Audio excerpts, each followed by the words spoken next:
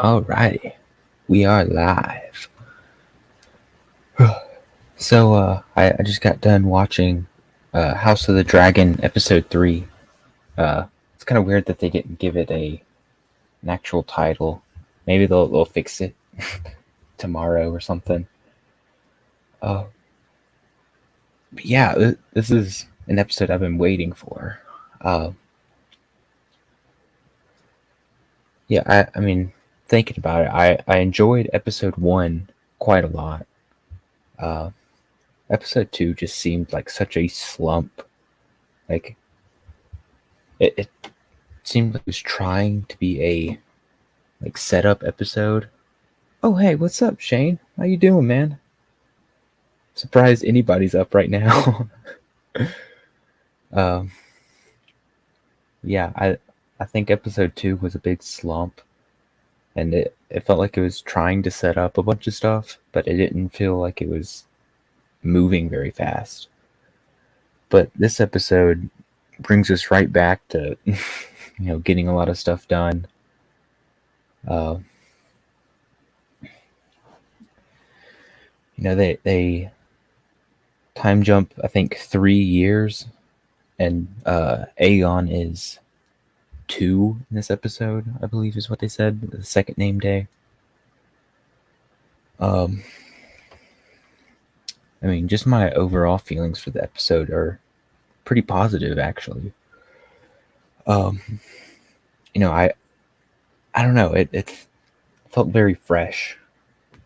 I don't know.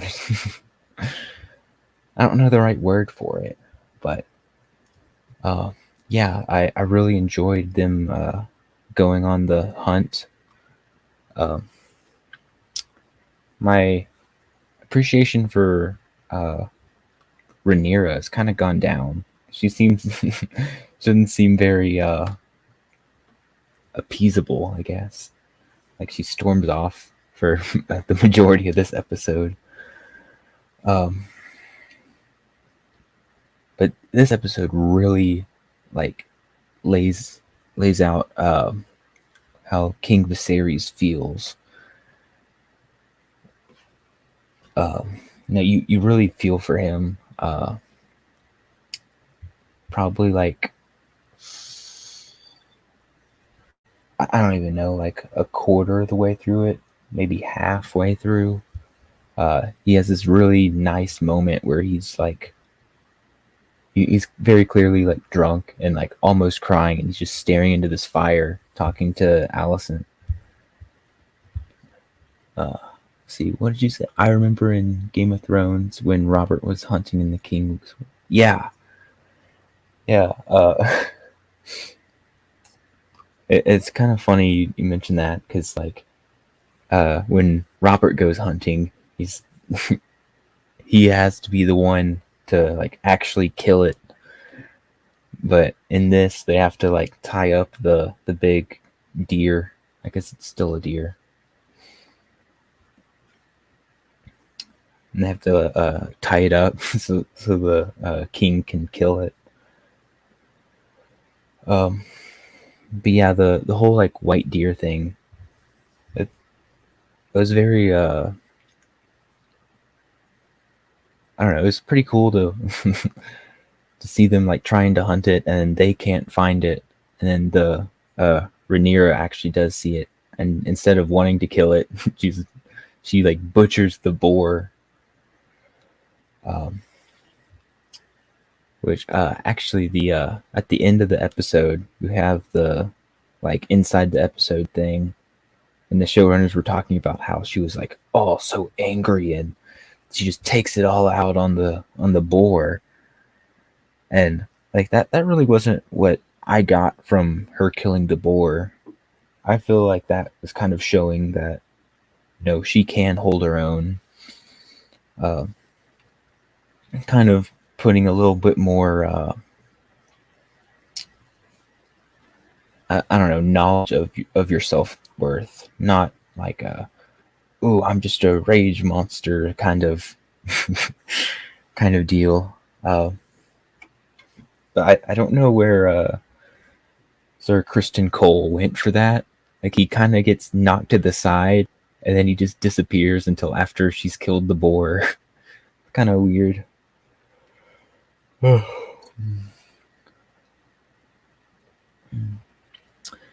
scene where she lets the deer go. They did that in the movie The Queen. Helen, she won. Oh, cool. Yeah, I've heard the Dragon Demands. He was talking about like some of the stuff they were doing. Oh, okay. I didn't see him stab it, but I'm glad he was actually in the scene. I thought they just knocked him out off the screen and out of the show for a minute. Oh.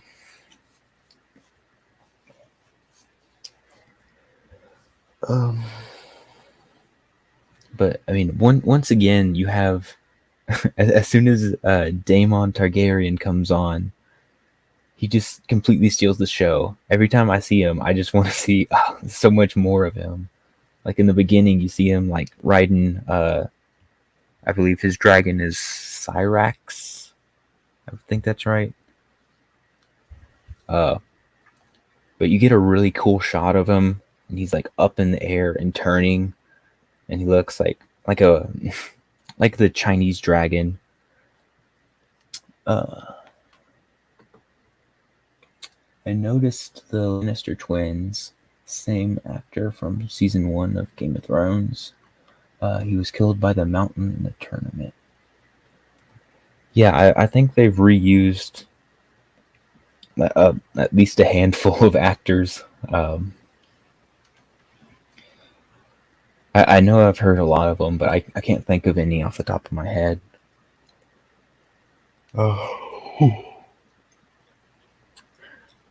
Actually, in this episode, I didn't think the Lannister Lord, I think it was Jason Lannister. I didn't think he was like blonde enough. Like that's a really standout feature for the Lannisters, and he had like, I don't know if it was just the shadowing or what, but I don't think he looked like very blonde. But I don't know. That's a very small detail. Oh, there was also when they zoomed in on Matt Smith's eyes, it just like drew a bunch of attention to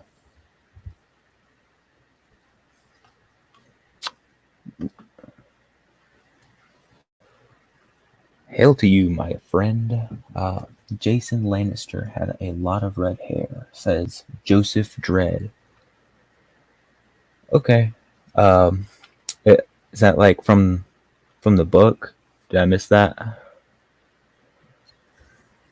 Sorry, I'm not very familiar with the book part. I haven't really read Fire and Blood, but I've just listened to a lot of people that have read it and talked about it.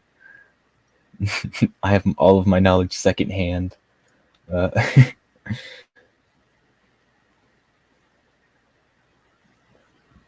Okay. Let's see. What did you say? The High Tower Lord. I remember him from Excalibur, the King Arthur movie. He played the king's adopted brother. Oh, cool. Actually, I think Otto Hightower.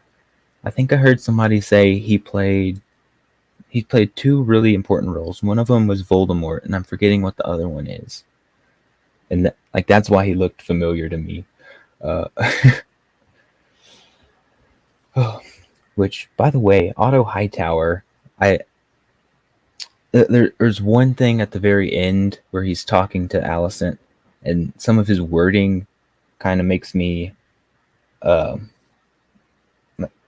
little worried about it, the series going forward, whether it's going to like go completely woke or not, because he says something along the lines of like, it's a man's world or something like that when talking about trying to put Aegon on the Iron Throne.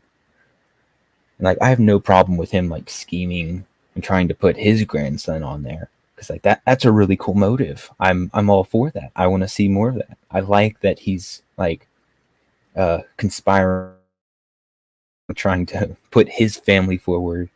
I think that's really cool. But I think the wording of what he said was kind of just off.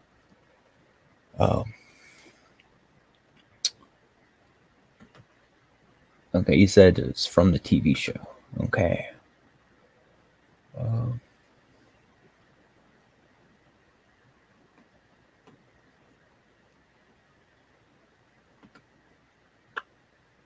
Reese Ifans plays Kurt Connors, the lizard. Oh, okay, yeah. Okay, yeah, that was the other one. Um,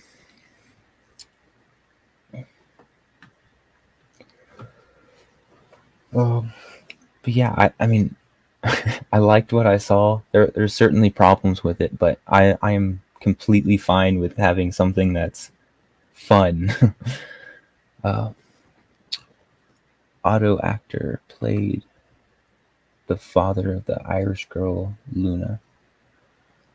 Oh, okay. I don't know. I'm probably getting a bunch of people confused. Oh man. Oh yeah. I don't know if I said this earlier, but there is the scene where it's towards the end, where Daemon comes down and lands his dragon, and he walks up to all the guys at the council, and he's just sort of like standing there, and they do this weird zoom in on his eyes, or it might be after he reads the letter, but there's this big focus on like his face and his eyes, and it just drew a lot of my attention to the fact that they didn't put the purple eyes in, and I really wish they would do that. At least show us some like test screenings. Like, if it's really that bad, just show us so so we can stop complaining. But yeah, I really loved how it shows Daemon's character without him talking at all. Like he reads the letter and gets so mad that his brother that he perceives as like super weak is gonna try and come help him. That he's like, you know what? I'm just gonna risk it all, and he goes and does the whole thing at the end. That was so cool. Really shows like how big of a risk taker he is. I, I wish we got a little more about the whatever his name was, the crab guy. I wish we would have I don't know, understood him a little more. But I'm fine with what we got. I think it was weird that we didn't get to see a fight between him and Daemon, but him like just staggering out of the cave, dragging half of the crab guy. That was pretty cool. Um,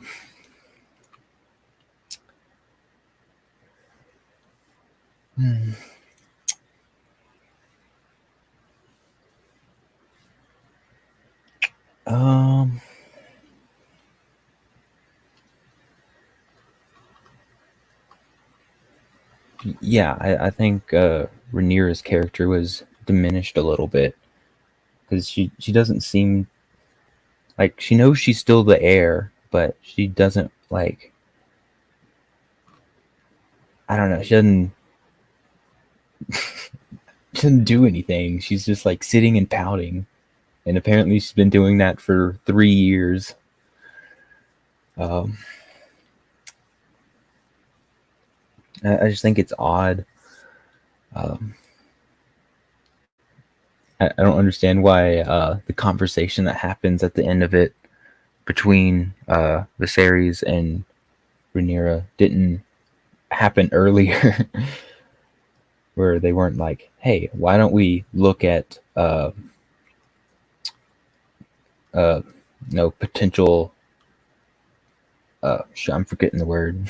why don't we why don't we go husband shopping?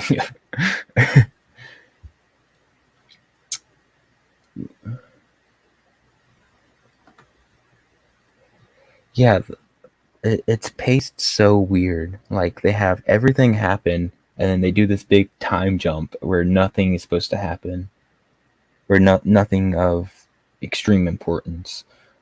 Like maybe a kid is born or something. Like between last episode and this one.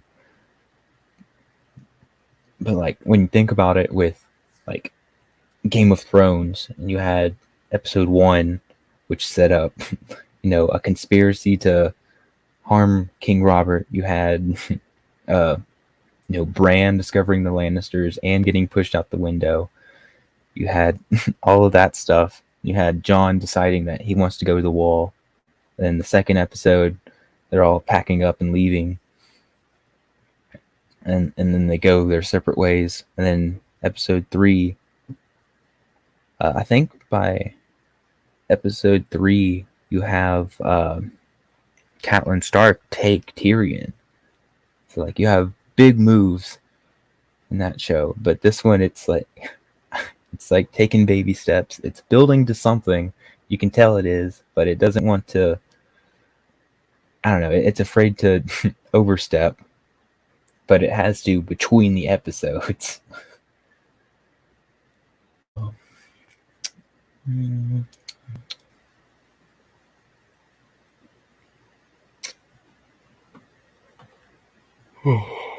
man. It is already 1 a.m. where I am at.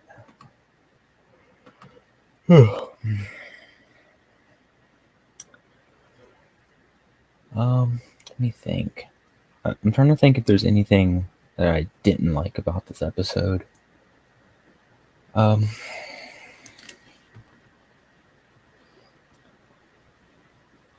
don't think there was much. Like there a bunch of very little things, but I don't know. This episode really shows you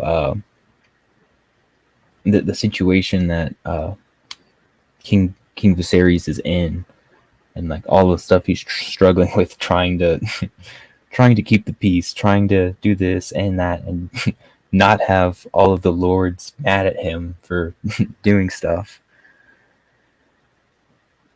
Oh.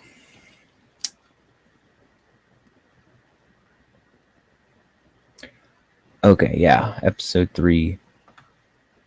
Let's do this now that I know how to do this. Episode 3, Catelyn goes to King's Landing. In episode 4, Tyrion is taken. Yeah, that's right. Because I think it's not till the end of episode 2 that Bran wakes up. Yeah. Something like that.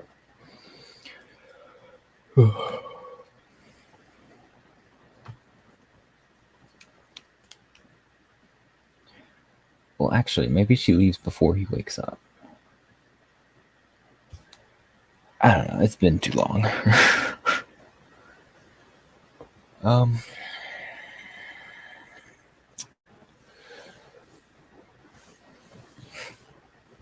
I thought it was really nice to have Lord Strong, I think that's his name, and he's like talking to King Viserys, who's like getting pretty drunk.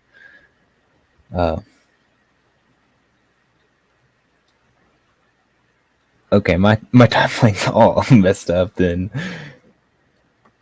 If this is the case, my timeline's all messed up. I don't know. Oh. But you had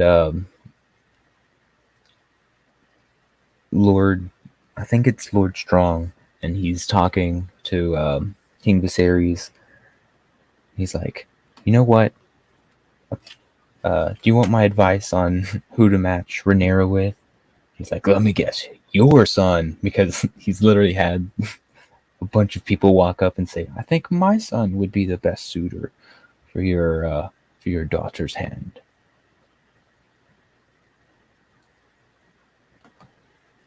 Yeah, that one. Yeah, that's right. I'm right about something. Woo.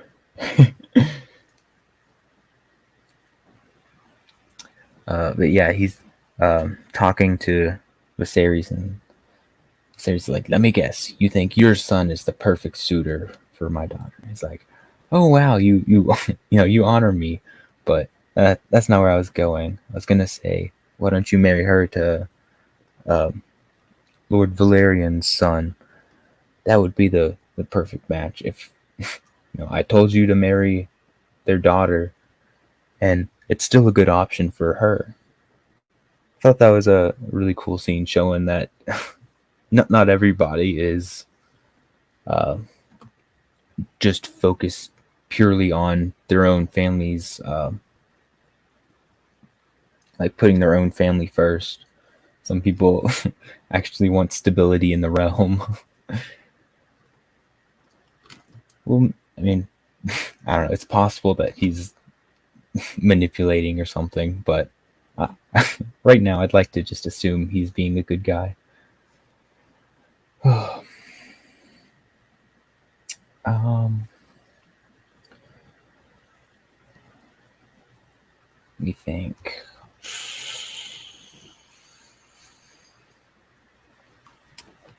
There actually was a little bit of bad CGI with some of the dragon riding.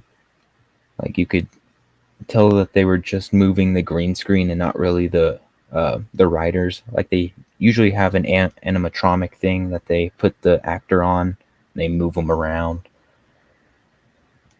um, kind of like a riding bull. But some of the CGI, not all of it.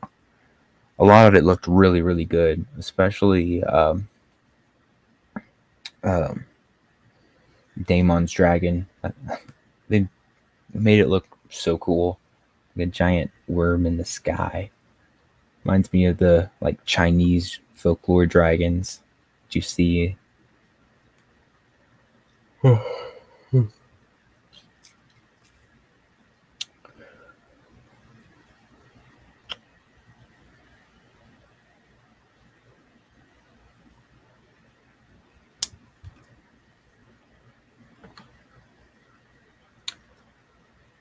Wait, sorry. Wait, what did I say to this? I'm sorry. I'm off track now. That's my B. It still does bother me that they keep calling them pure Valerians when like that's not possible. You can't have the Targaryens and Valerians be from the same place and them look that different. That was something that did stick out. But like at least the things that I'm uh at least the things that I have a problem with are here and there, like they're spread out. I'm so thankful for that. Oh, because it's nice to be able to say like I wish the show would do better with this or better with that, instead of saying like this, this ship is sunk, it is under the water, it's not worth it. um Thank goodness they have saddles for dragons. Yes, Daemon's dragon is Chinese. Ah, cool. Yeah, I think the saddles are really growing on me, especially when they have the big like chest piece that has the Targaryen sigil on it. I think that looks so cool. Uh, maybe I'm just a big nerd or something, but I really like the way it looks. So the opening scene, you have this guy like getting nailed into one of the posts to feed the crabs, and then he's like calling the crab guy all sorts of names, and then you hear the dragon come in, and he's like, "Yes, that's my prince, that's my lord. Yes, come kill him." And then the dragon just steps on the guy. It's like, oh goodness, oh my goodness, what is happening? I don't know, that was a pretty cool scene. I was not expecting that, but that also feeds into Damon's like reckless sort of character that I really like. Like it's hard to make a character be a wild card and still be believable. Like usually you end up with a Kylo Ren from the sequel trilogy where it just feels like he's flip floppy. But with Damon, you can see the he has gears turning in his head and he's trying to figure out what to do. Like he's very calculated, but he calculates to one extreme or the other. I think that's so fascinating. I wish we would get more of him. I know I say this like every time I talk about the show, but he's such a fascinating guy. I really hope this is good for Matt Smith because literally everything else he's been in has been bad. He was uh, in Terminator Genesis. He was in I don't know what else. He's supposed to be in Rise of Skywalker, but got cut out. He's supposed to be in I don't know. I've heard his name be attached to like a dozen things, and they always were really bad. Oh, Morbius, he was in that. Uh, and it's a shame because he's such a good actor. You can tell from the series, like he takes all of his stuff seriously. Oh. So when the king kills the deer, you see him holding the spear, and it's kind of funny. Like he has two fingers of his glove sticking out. And you're like, what is he doing? Is he trying to like, oh, got him? Is he trying to do that or what? And then later on, you see him in his room, and he has his glove off, and he's actually missing the two fingers from the earlier episode that were all infected. I think that was a really cool detail. I don't know if that was.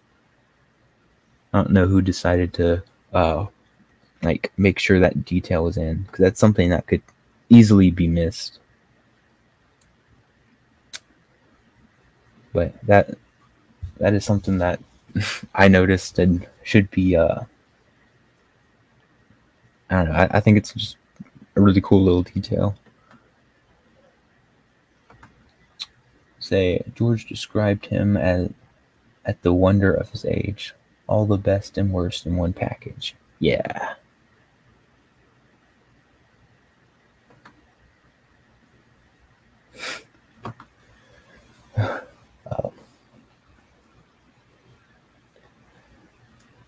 Yeah, I don't know. I probably would have missed it too, but I went back and like just looked through the episode because I was trying to watch the the end thing where it shows you next week's episode preview. And I accidentally exited the app, so I had to go back and go through it.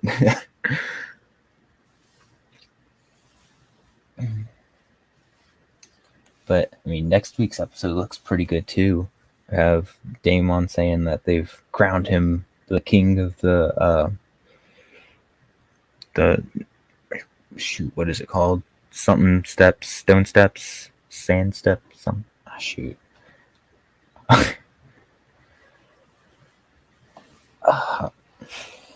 forgetting the right name for it.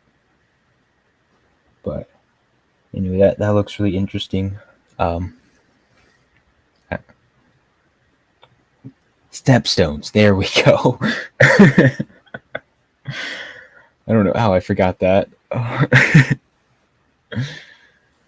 Oh.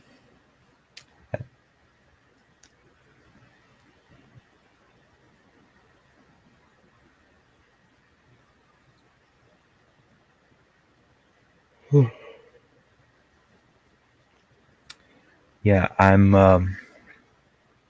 I don't know, I'm excited to see next week's episode, and it feels so good to actually, be excited for a series to come out in the next episode.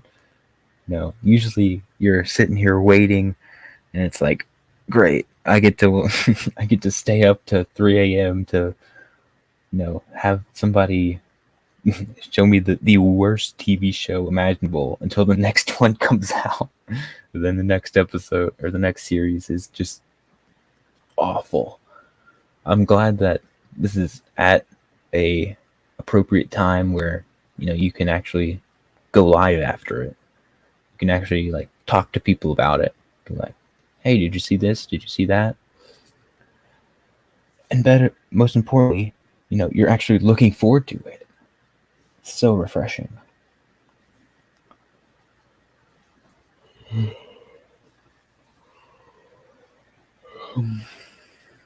All right. That's all I got for tonight. I'm about to go to bed. I'd assume me and Sporking and all of them are going to be streaming tomorrow. So I'm sure you go to Sporking News Podcast for the whole episode breakdown, because those have been a lot of fun.